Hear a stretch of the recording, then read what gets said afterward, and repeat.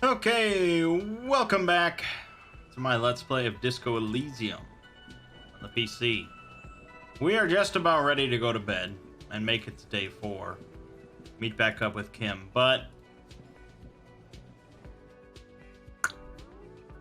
we're doing this thing for these cryptozoologists. I don't think Kim would really approve of it. I don't think so.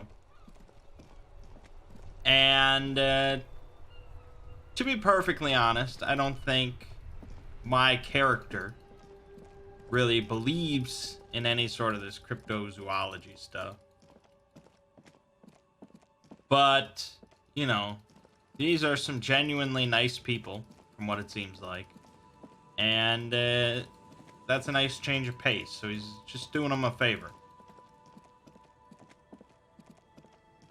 Not gonna shoot down their hopes and dreams with logic or any stuff like that. We're just gonna help him out. So we're heading back over. We're gonna reset up his trap. I believe he gave me some locusts. I don't remember exactly. I don't know if I have to set up all of them or not. You can see it's getting a little darker out. Time's ticking.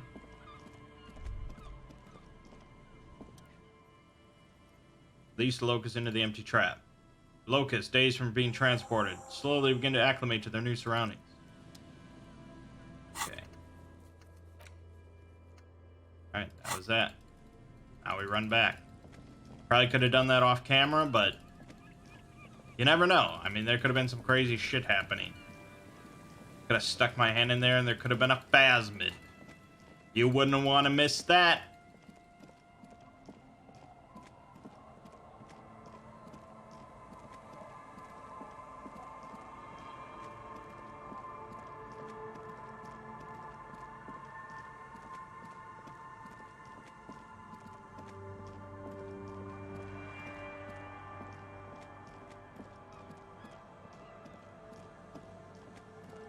Oh yeah, you wouldn't want to miss this.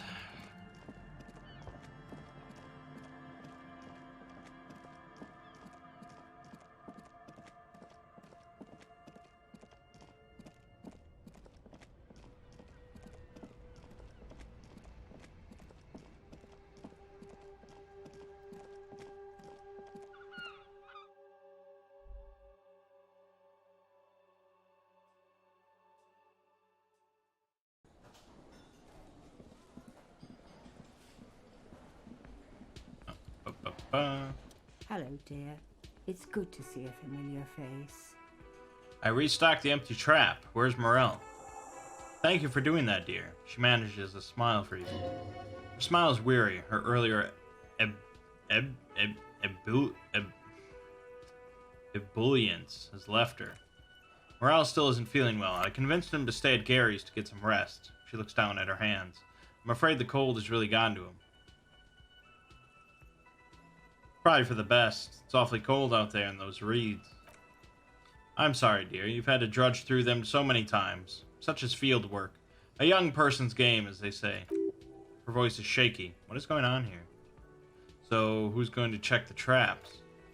Morale will eventually, or we'll talk Gary into going back out, perhaps. You've come so far. Can't leave those locusts there waiting on the ghost reed with no one to witness when it happens. Once more into the breach, then. That really is too much, sweetie. Thank you for your dedication, but I can see you're coming down with a cough yourself. Very strange. Why is she not letting you do this? It's like she's given up. Lena, what's wrong? You seem different. Different? How? The half-moons of her glasses reflect you as she looks up at you. Answering a question with a question, for example. Offensive isn't her usual style. You're on the back foot. I'm in doubt, sweetie, that's all. Everyone is now and then. You're in doubt? About what? It's a strange feeling. She looks down, biting her lower lip. I haven't really told this to anyone, but you are a police officer. You ever wonder if some lovely story from your childhood is just that? A story, or a dream? Seeing the Insulinian Phasmid was just a story I used to tell people. I didn't really think about whether it was real or not. But Morel told me you'd seen it. You also told me. Morel's so proud of it, he always tells everyone. Terrible sting in heart. Regret. I should arrest you for lying. You seem to really believe it happened. Doesn't that count for something? No, sweetie. She shakes her head. There's more to it than that. Morel was so eager to believe my story was evidence of the phasmid's existence. That I'm some queen of the cryptozoologists. And for years his belief made me believe, too. That I'm a queen, an extraordinary witness to grace. But now we're both getting old, and he's still working himself sick out in these reeds, looking for it. She shakes her head, still unable to meet your eyes. But what if I was just wrong? I think I was. First tell her marriage hasn't been a lie. An acorn is not the same as the tree. That requires time, diligence, and care. And I need something good here. All qualities these two seem to share in abundance. Wrong or not, your relationship with Morel isn't just about the phasmid. But it is. We've spent years searching for the phasmid, hunting it together. Without it, what are we? Just another pathetic old couple. If I hadn't led him down this path, he could have a steady job lecturing at a university. You know, this reminds you of the Paracarnassian theory of love. In essence, love is a relay out of death. Generation by generation, our love remains in our progeny. Lay some of that on her. Alright, sure. You know, the Paracarnassians theorized that love was the key to immortality. Oh, sweetie, I don't think the Paracarnassians were thinking of people in my situation. She looks down at her legs. I was a paraplegic before we met. He didn't know before I arrived on our first date. If I weren't the queen of the cryptozoologists, if I didn't tell him that story, he'd still be into you. It's not how these things work. Maybe, but then why do I not dare tell him? She sighs. I've wasted enough of your time with this drama. I really must stop talking about it, lest I start crying and waste more of your time. What you have to know is, the Insulindian phasmid probably does not exist. Let us fools chase our ghosts. There are a million better things to do with your life. Are there? Some of the other things are pretty bad.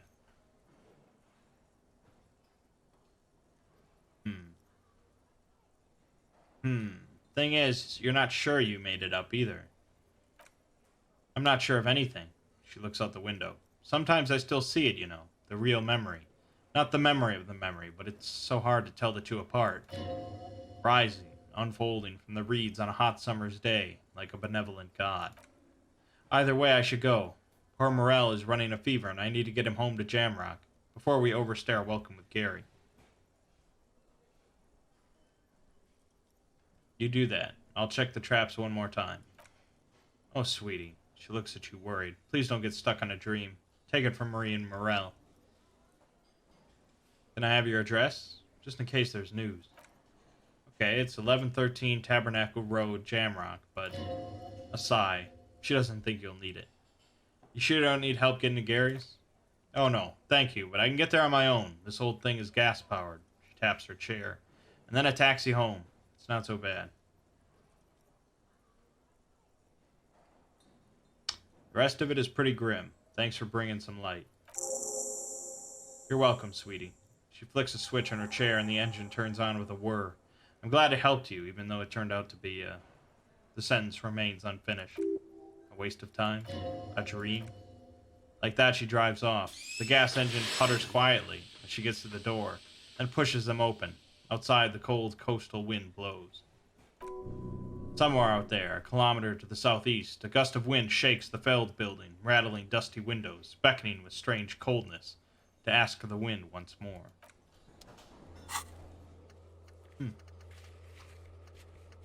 Okay, and I guess that's it.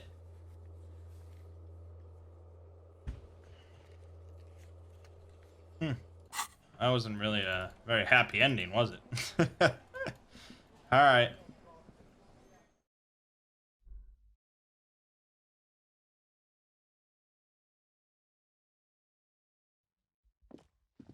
Let us hit the hay. Very early.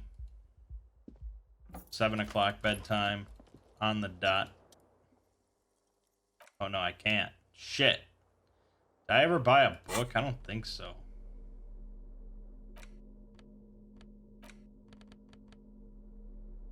Library card.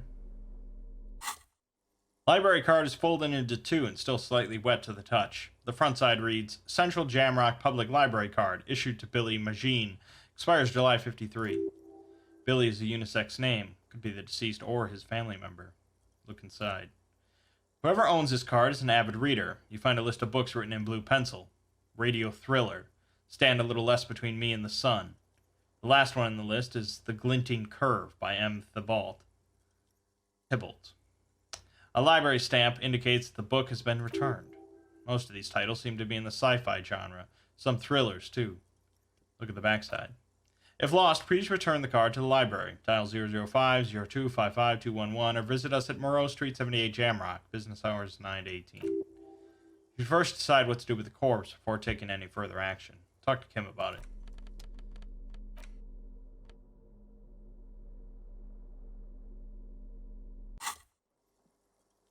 Take the legal documents out of the envelope. 1240-month construction period and the zoning plan in the addendum. Look at the zoning plan. The U Center cuts into the ocean like the bow of some great modern ship. Apparently it's going to cover most, if not all, of the street and the square between the existing houses. It's 3 stories tall. It's going to be awfully close to the already existing buildings, almost wall to wall, practically integrating them into the U Center. This is either ominous or a cool architectural choice. Hard to say. My money is on cool. Looks like a cubic pyrite. Try to find a loophole in the deal. There is no loophole. The simple truth is the current residents are going to lose their street access, and for the next 12 to 40 months, their lives will be dominated by constant construction noise right next door. What are the ramifications of this? Once the construction starts, it'll probably take a few months, a year maybe, for even the most stubborn occupants to get tired of living like this. After that, they'll sell their property for cheap and move out. Terrible. Poor people. Can't I do something? Well, you could trick Everard, get some random people to sign the document. By the time the union boss finds out, your business here will already be concluded. Alright. Random people to sign it, huh? Can do that. Oh, no. So I don't have a book.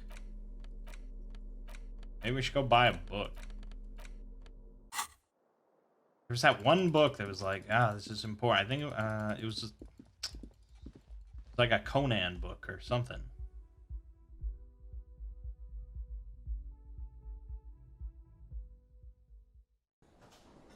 I think it was a Conan book.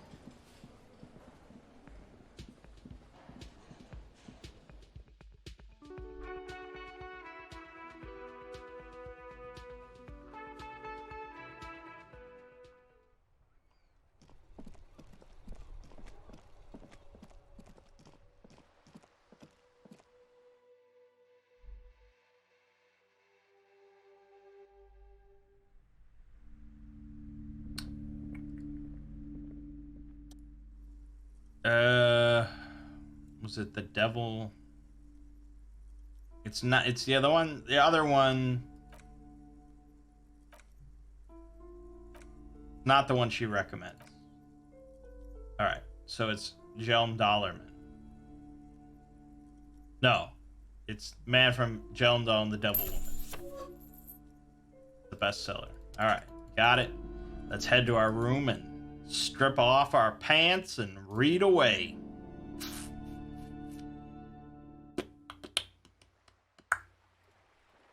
Might not actually have to strip off our pants, but, you know, it's our hotel room, hostel room.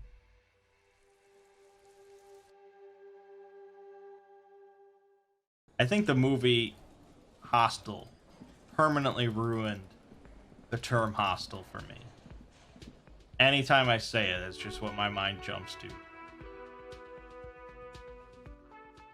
That girl getting her fucking eye blowtorched. Anyways, let's read. The frontispiece of this... Frontispiece? Wow. Of this old paperback features a muscle man in chains, kneeling before a salacious-looking woman on a regal seat. A bonfire lies between the throne and the man, casting shadows on the wall. and the shadow of the vixen's headdress looks like a pair of demonic horns.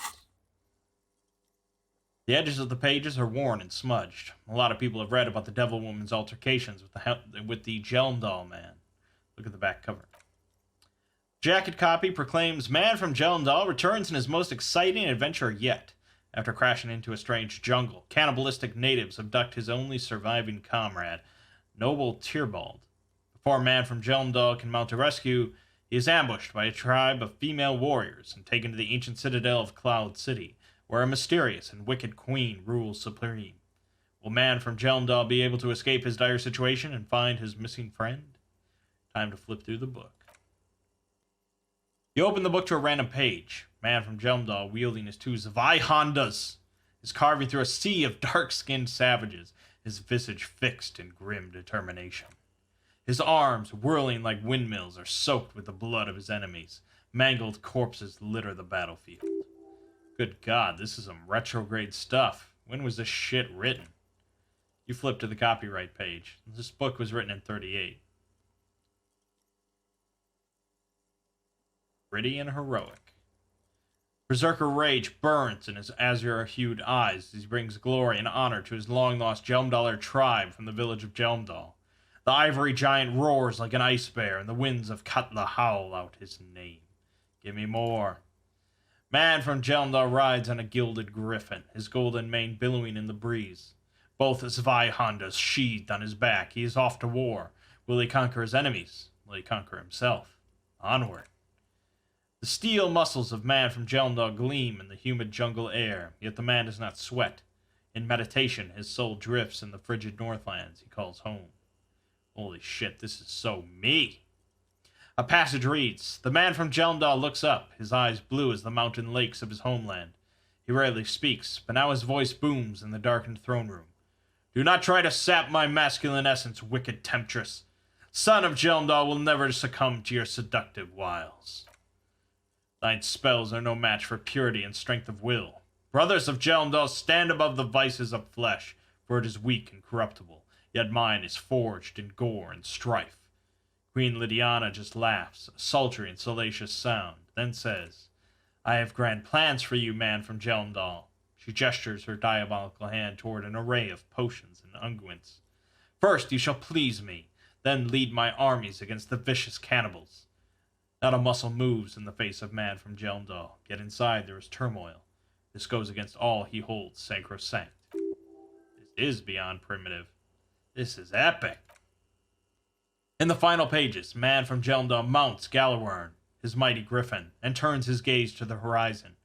Queen Lydiana is dead, but an army of cannibals is storming the gates, and still there's no word of trusty Tierbald. To find out what happens next, you'll have to pick up Man from Jelmdal and the Three-Eyed Skull, available in fine bookstores everywhere, Spring 39.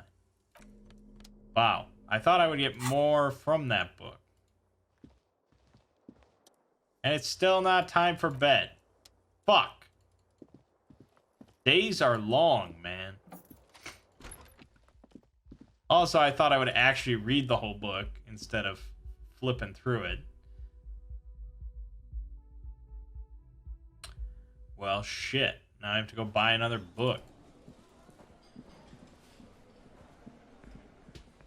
I mean, I could just sit on a bench for an hour, but I don't know, man.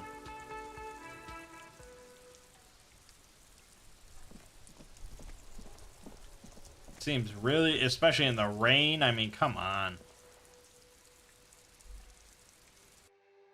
Okay, let's move away from Man from Jelmdal. There's gotta be some other good shit. I could buy some board games. I could buy Suzerainty. Could have played that with. I don't. Why would I buy a board? I don't know. Who's gonna play with me? Kim? Kuno?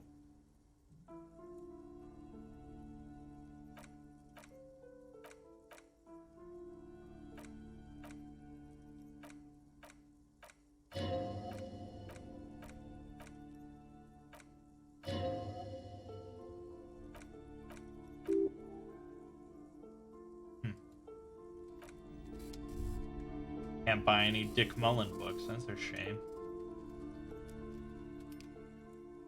Greatest Innocence. Read. This dusty tome brings knowledge on the history of innocences. It is written by one João Paulo Salomão Lopes de Fuego, a Mangg fascist, who tries to reach a conclusion on which of the innocences is the coolest in the world. Greatest Innocence by João Paulo Salomão Lopes de Fuego. The book is large and heavy. Crack open this immense tome. Browsing through the various chapters, you try your best to understand the ceaseless overflow, the sprawl of names, dates, places, events historical.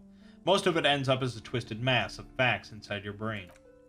Your educational survey is done. Did you catch any of that? No? Oh well, it's pop quiz time. Let's see what you've learned. This might take a few minutes. You ready? Sure, why not? That's the spirit. Here we go. Question 1. Who is the first innocence? Oh yeah, this is what I was made for. That's so? Alright, go on. Give me all the hints you got. A pop quiz is a short examination designed to test your knowledge without any prior warning or announcement. Such exams allow the teachers to assess how thoroughly the students have retained the material at hand. Voila! Now blast that first innocence. Thanks for nothing. Dolores Day. Dolores Day? Incorrect. Dolores Day was the innocence of humanism, internationalism, and the welfare state. She codified parliamentary democracy and created modern institutions, among these the moral intern. She was powerful and beautiful on all her icons. Her colors are silver, white, and apricot.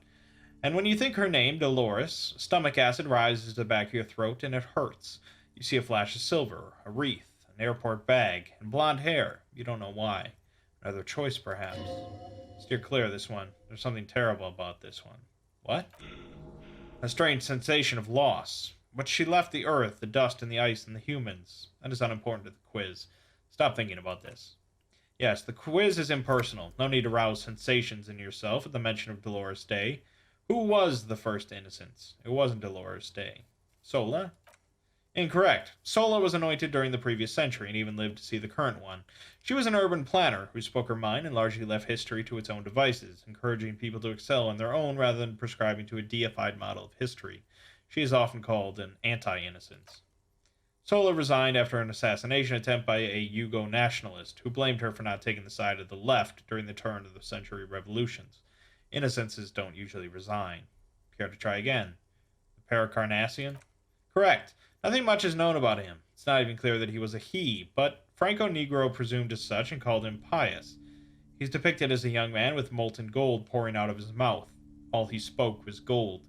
It's said he invented God and equality of men before God. He also introduced the gold standard as a way of measuring that love. As the first innocence, he declared that there should be more of those like him. It is presumed his disciples were the beginning of the Holy Party, the founding party. Who was the strongest innocence? Easy. Everybody knows the answer to this. You, me, anybody. Sure, try again. I trust you've got my back. An innocence is the highest category of historical personage in the world, a literal personification of history. Traditionally, an innocence, when anointed, assumes supreme rule over the Occident, or the known world in general, at least the parts that matter. Yes, so interesting, but I thought you'd give me the answer to the question. I can do better. Okay, so commonly an innocence does not enforce his or her power through military power. This is seen as unnecessary. The innocence wins because an innocence can't help but win, for their deeds are inevitabilities. Did this help? No. Damn. Dolores. Shut up. Franco Negro.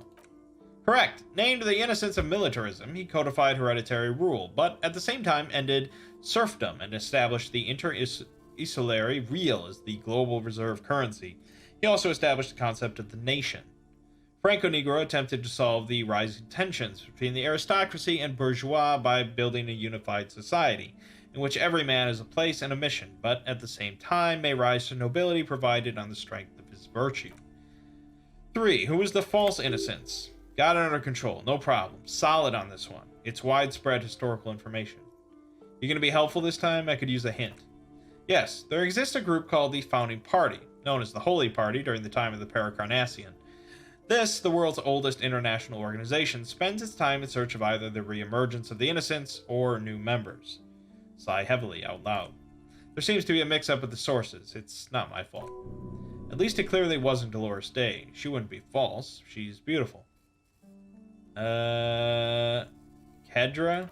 Incorrect. Kedra is a large nation in the mid-northern area of the Mundi Isola, north of the Occident, between the Urmalan mountain range and the Pisantic Mare Interregnum. You gotta try again. Stepan the Despicable? Incorrect. Stepan the Despicable, regent of Kedra, was a ruler who conquered the known world during the Kedriatic conquest, instead of the despotic Erno Pasternak. Would you try again? Erno Pasternak? Correct! There have been a number of counter or false innocences, some assumed to have innocentic qualities, some who just thought so themselves. Occasionally, they have the support of a faction inside the ecclesiastic organization, and accusations of foul play have arisen. The most famous and important of those was Erno Pasternak. He was into torture, despotism, hymns, cannons, and world conquest, but got defeated and humiliated by Stepan the Despicable of Kedra. Final stretch. You've come so far and learned so much. This is the most important one. Question 4. Who is the greatest innocence, the most important of them all, the most precious to humankind? I've got it. Honest. Okay, are you sure this time? I'll bite. Hint me. Of course, this is my thing, the reason I exist in this world. The correct answer is Franco Negro. You're absolutely certain of this. 0 doubts. Franco Negro. Incorrect. While Franco Negro built concrete churches and cathedrals, and while many people, especially the mess, consider him a father figure due to his militarism and nationalism, João Paulo Salomão Lopes de Fuego argues differently.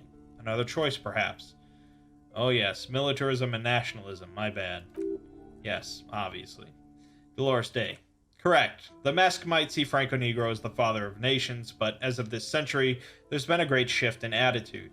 Dolores Day has become widely regarded as the greatest innocence, a most radical change to the whole fabric of the world. Everything from inter-isolary travel to the connected world to 3 consecutive scientific revolutions can trace back to her. Every decade that passes, she seems less human somehow, and more beautiful. Congratulations on finishing the test.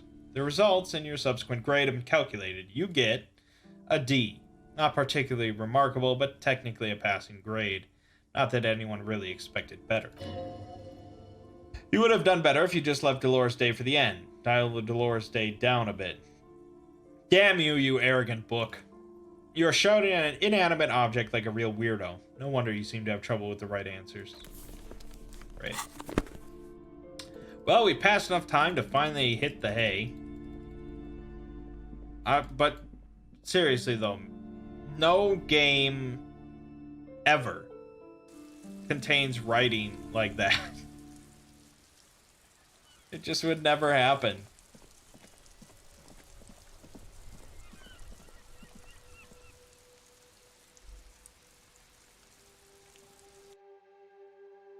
Like the whole game feels so alien.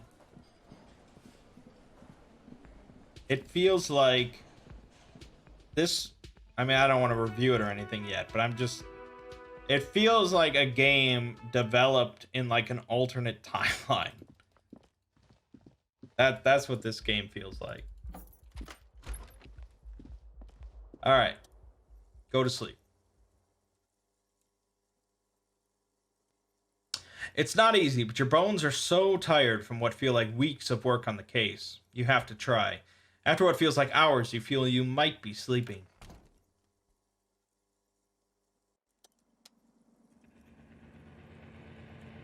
Thoughts, baby. A million little lights in the dark. You're one fine instrument, brother. All those faces and all those names. All that laughter and screaming and scheming around. Every corner and every street. Recorded in you forever on Ferrotape.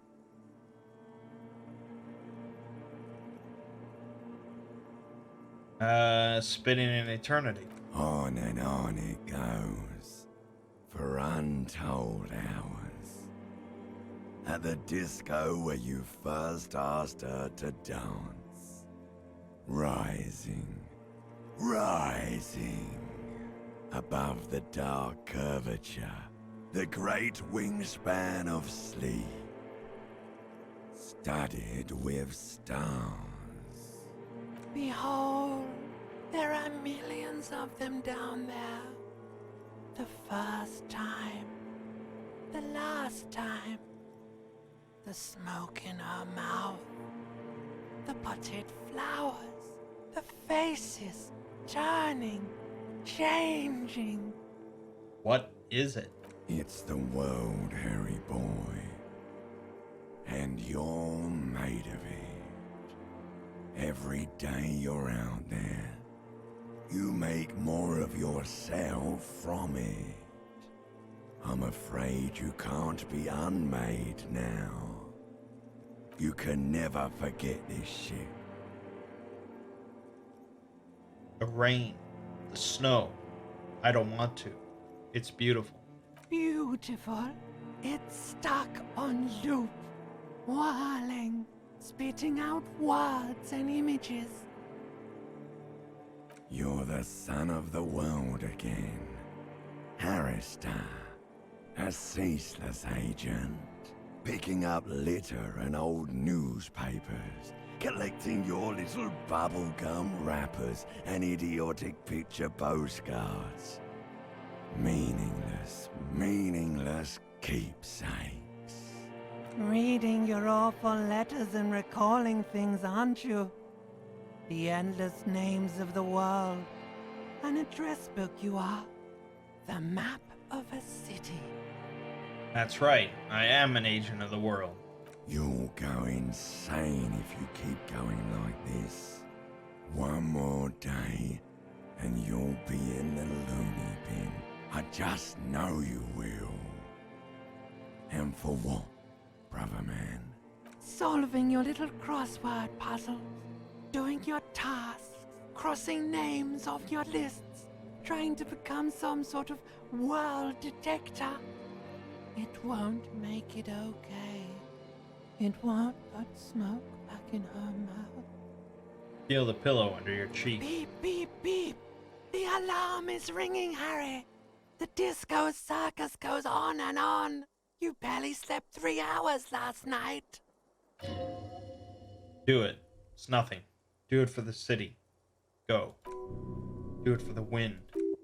Do it for the picture puzzle. Put it all together. Solve the world. One conversation at a time.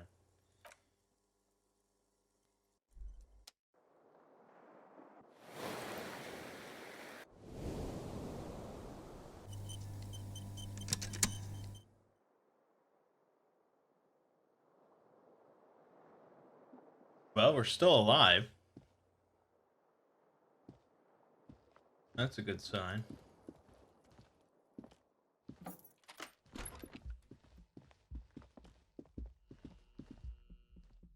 Still look like dog shit, but that's not going to change in a few days.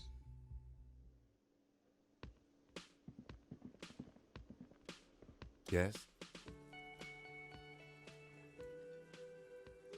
Okay. I guess we got nothing to talk about. Alright,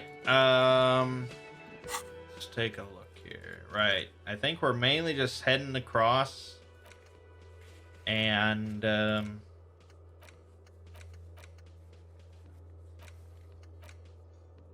form a ballistics analysis on the bullet.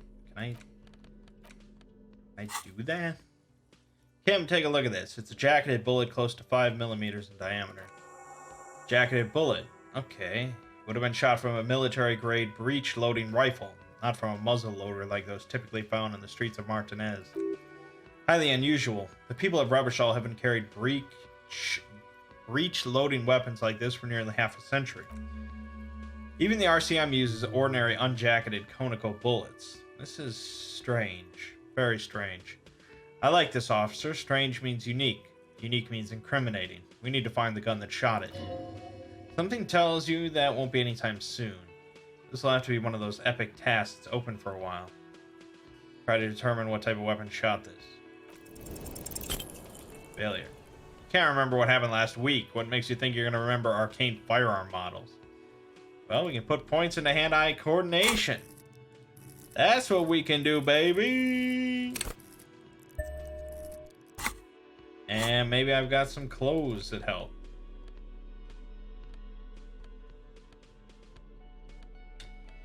One of these has to. Nothing. Nothing helps with hand-eye coordination. All right, that's fair. 8%. Oh, we'll get there. We'll get there.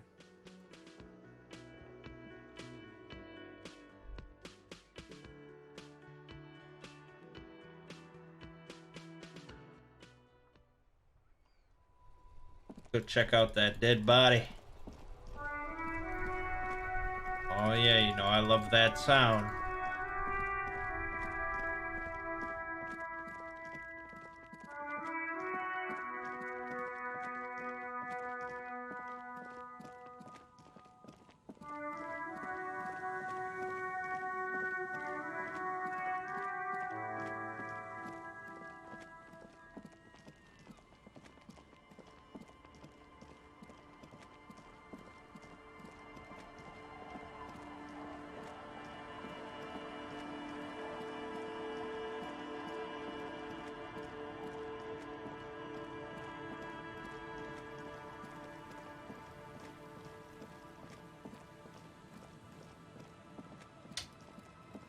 Yep, not a whole lot to say as we run across the map. You know how it is.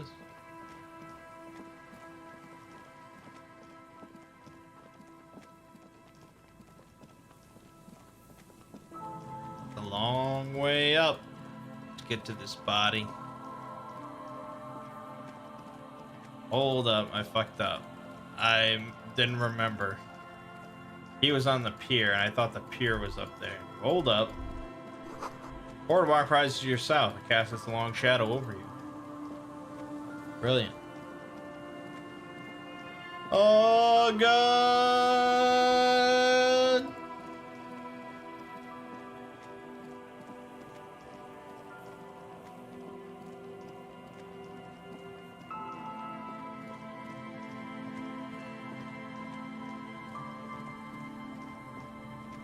I like how Kim is in front of me, like he knows where I'm going. What the hell? Where? Isn't it? Oh, it must be back here.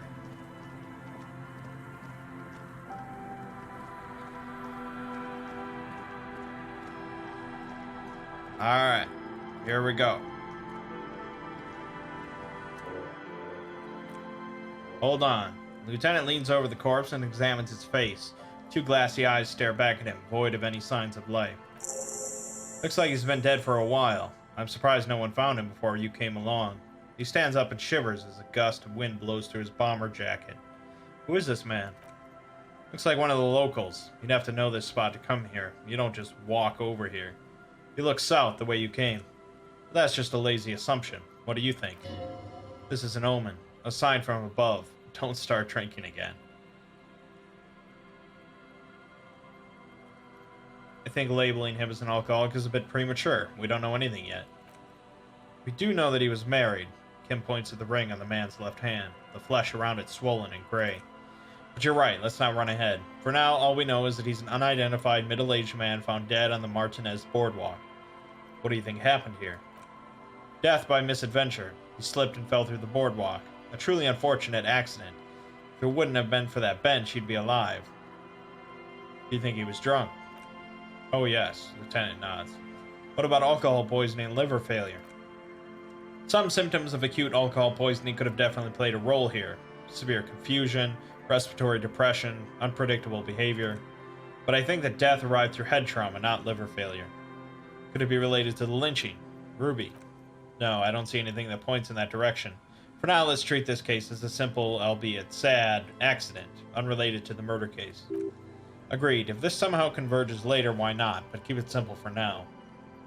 What about the kebab? What about it? The deceased ate some kebab. He shrugs. Probably from a nearby place, maybe in the pox. Sometimes a kebab is just a kebab. Someone should be held responsible for this broken boardwalk. It's dangerous. They'll seal this place off after the news reaches the Coalition officials. I doubt that they have enough resources to actually repair the boardwalk. Not that sealing it off would keep anyone away. All it does is keep the city council's hands clean. He smiles sourly. Right. It does seem to be a pretty straightforward misadventure, although there's still the question of identifying the body. What should we do with them? From where I stand, I can see two options. We either take the case and follow the leads to identify the body on our own, or we report back to the station and leave this for our colleagues to handle. What about field autopsy? A field autopsy isn't necessary if the cause of death doesn't appear to be criminal. This looks like a simple accident to me. I'd say we should just write down head trauma and leave it at that. Let's keep this detour as short as possible. The sooner we get back to finding Ruby, the better. Isn't that kind of sloppy? Maybe, but we don't really have that much time or resources to spare. The guys at the processing will take care of the rest.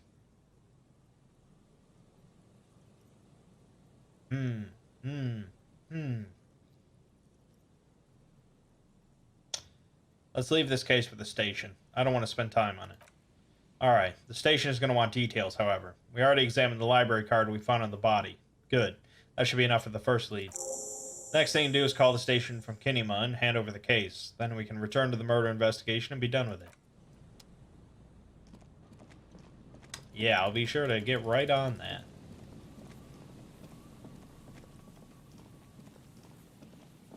You know, I gotta get in that church, though. There's gonna be some crazy shit.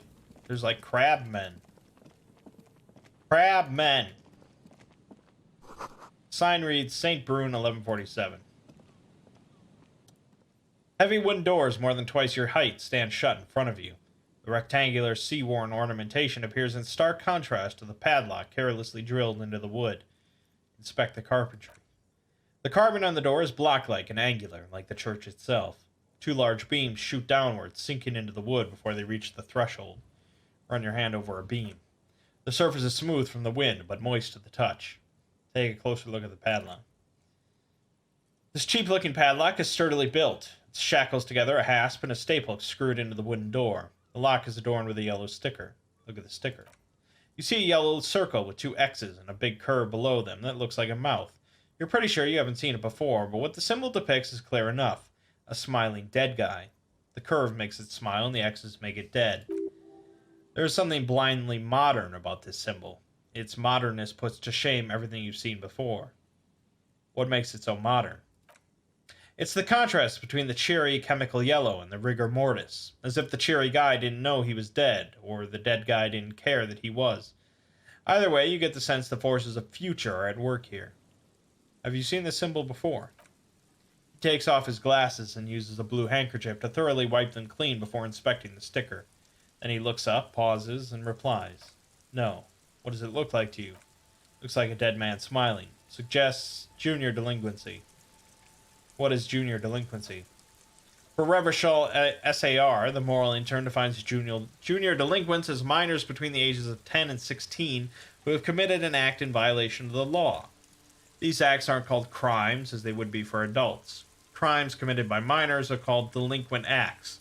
This was part of your officer's exams. He puts the handkerchief in his coat pocket. What is suggestive of junior delinquency here? I haven't seen that sticker before, and I'm not a youth. I agree, it's very modern, but does the cheery guy not know he's dead, or does the dead guy not care that he is? What is the source of the irony here? That level of conceptual thinking is not part of my skill set. Try to peel off the sticker without ripping it. God damn it. Your hands are clammy from the sea air. The piece of sticker keeps slipping away. Kim, could I have that handkerchief? My hands are wet. Lieutenant hands you a blue handkerchief. He looks a little dismayed when he gets it back crumpled. However, it should be easier to peel the sticker off now. There's nothing like the sound of a sticker unpeeling. Now it's stuck to your thumb. Put the sticker on your ledger, right on the cover. Voila, looks very modern. You're part of the feature brigade now, and so is your formerly humdrum ledger. Neon, baby. Open the padlock with the key.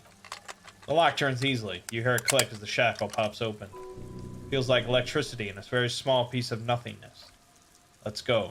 Lieutenant nods at you. As you do, you hear an echo of the doomed commercial area, its black halls and dusty machines. Then the feeling passes. A great whoosh of air rushes into the dark innards of the church, as though rushing to fill a great vacuum in the heart of the city. Oh! Holy shit.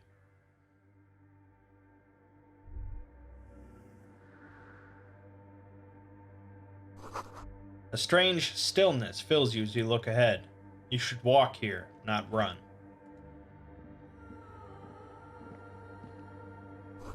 This grotesque wooden figure looks half-finished. Feels like it's trying to become one with the church. This figure was added later. It's not part of the original church.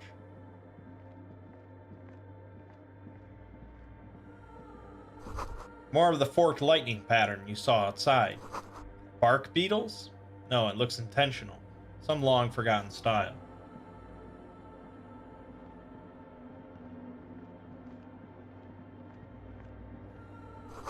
The blackboard is filled with complex equations. They look recent.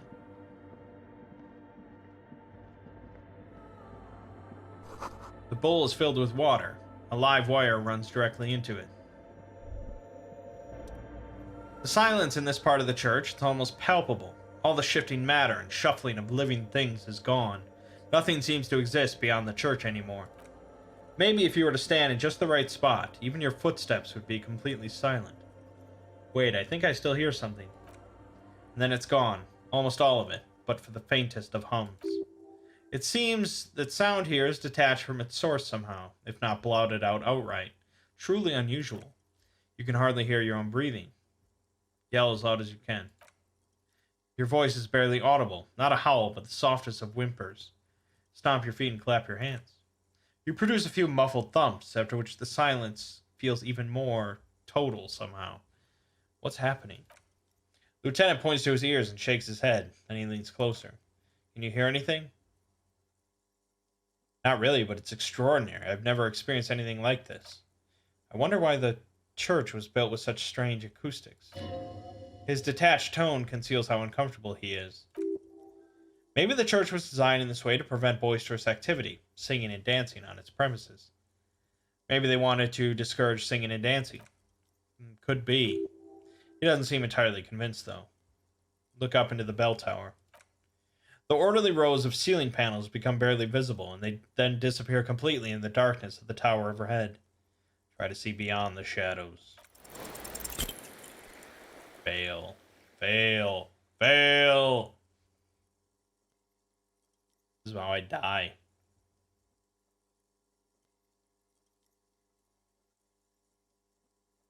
Just darkness without end. It makes your head spin. Try to make out something. Anything. There's nothing. You're dizzy and disoriented as you seek dark and more dark, rising. Officer, what are you looking at? He follows your gaze, attempting to see whatever it is that you are seeing. What's the darkness like? Filled with vague shapes of woodwork, the sense of a great height. Blink. Oh, how scary. You see something hanging from the rafters, looking straight at you with dark eyes. Maybe it's possible to talk to it.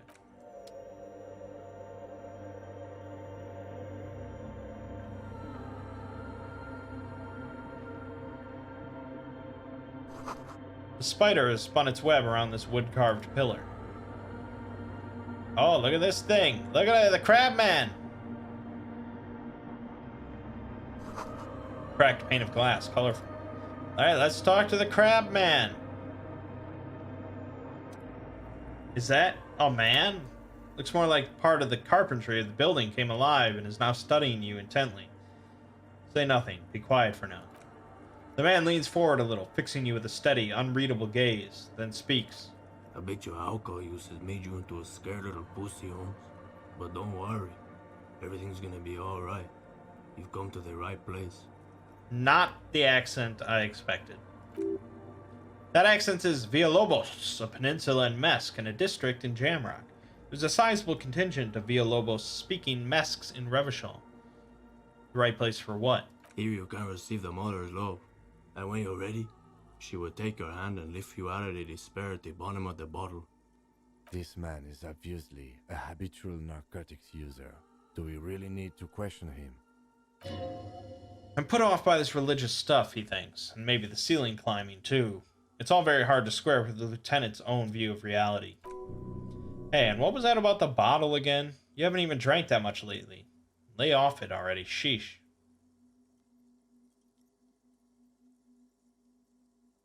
I'm a policeman. I need to talk to you about police things. I don't know anything about alcohol use. Oh yeah, sure.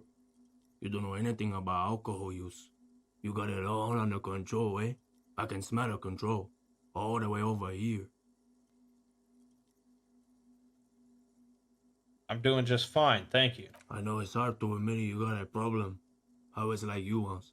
Couldn't take an honest look into my own heart and see I was in pain. You know, actually, since we're here, you may want to pay attention to what the ceiling climber is saying.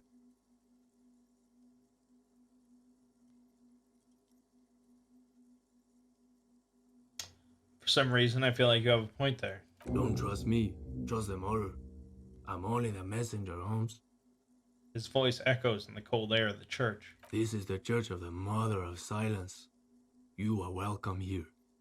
He sways gently on the beams, waiting for you to take it all in. You have no idea what the fuck he's talking about. Is he just trying to throw you off your game? 'Tis not an act, my liege. Saving, perchance, he hath deceived his very self. This man is a zealot. You must be the crab man. Never known myself to be a crab, but if that's the name you've got for me, I won't stop you from using it. To be fair, it's really more like a spider. He considers this for a moment.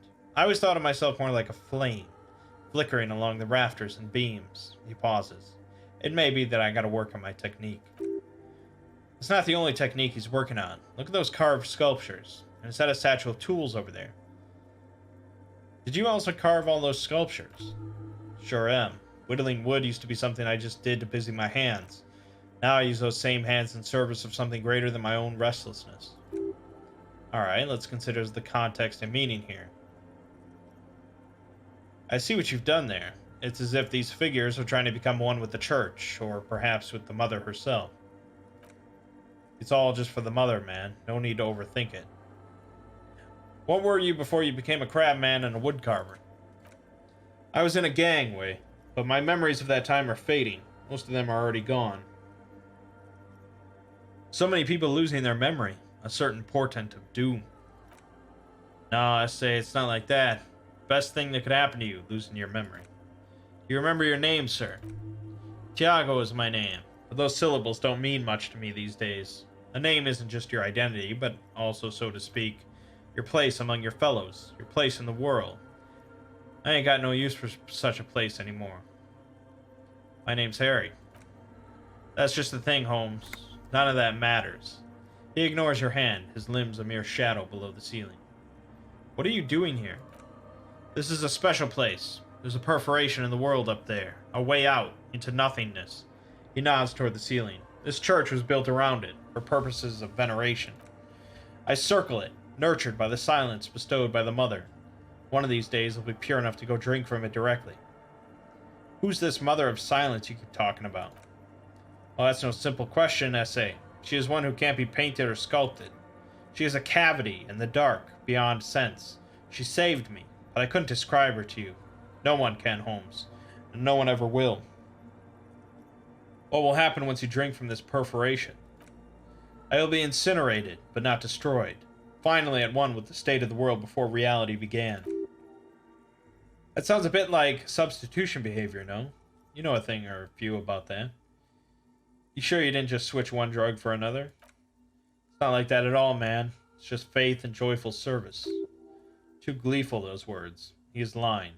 Not to you, to his very own self. Faith is a kind of drug. He shakes his head. I've heard that before, Way, and I know I can't convince you on the spot. But think, when's the last time you woke up from silent communion with a hangover, regretting what you did last night? There are drugs darker than alcohol circling your system. I think love might have been my drug of choice, and I think I'm still hungover from it. He looks at you gravely. She took you for a good spin, huh? Don't worry, bro, that love is but a drop compared to the ocean of the mother's love. The mother will eat all of you and never spit you out. Let's agree to disagree. I know it'll take time. Don't sweat it. I still don't understand what you're doing in the church. I'm a seraph, Holmes. I sing the Mother's glory. Can you sing for me? Sing for me some. I ain't from no Marietti, if that's what you're thinking. And the song I sing is Silent as the Mother. Marietti is a mesque style of music and dance commonly seen at all manner of festivities, especially weddings. It's delightfully quaint, owing to its peasant origins. How did you even find this place, this church? Hard to say. I think I did some construction work here, back when I still had material worries. Up there I realized what the true purpose of the church was. I've been spending a lot of time here ever since. The past is nothing to me now, Way. It didn't belong to me. Right. You've been here a long time. Do you know why the church was abandoned? Police raid a while back, he responds, his voice suddenly flat. Did you witness it?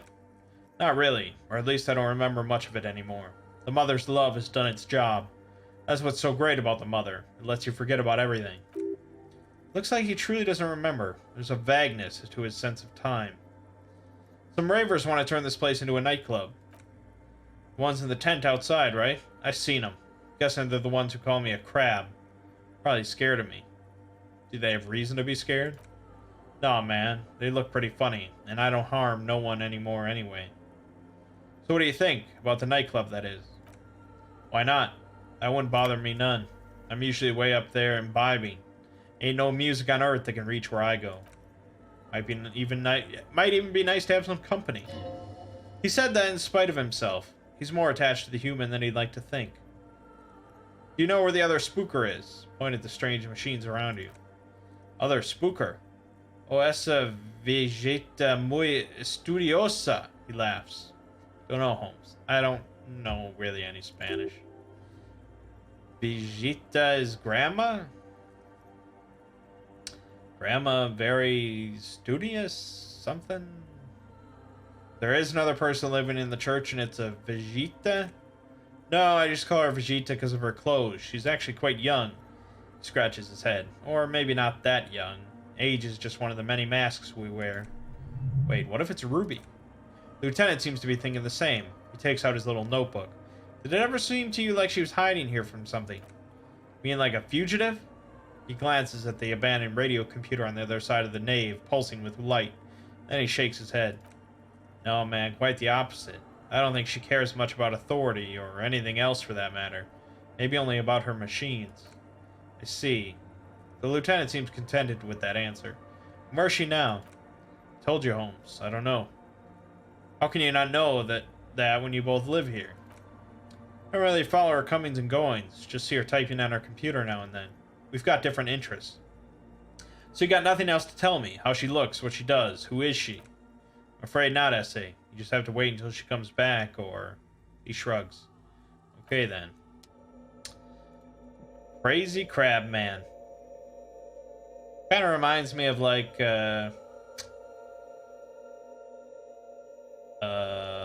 the second X-Men movie, X2, with Nightcrawler living in that church, just hanging out. That's what this reminds me of. Alright, well, we'll continue poking around the church next time, and we can tell those guys they can open up a nightclub here, although I feel like it's probably going to be kind of shit. My name is Mangg. Game watching has been Disco Elysium. I'll see you fine folks in the next part.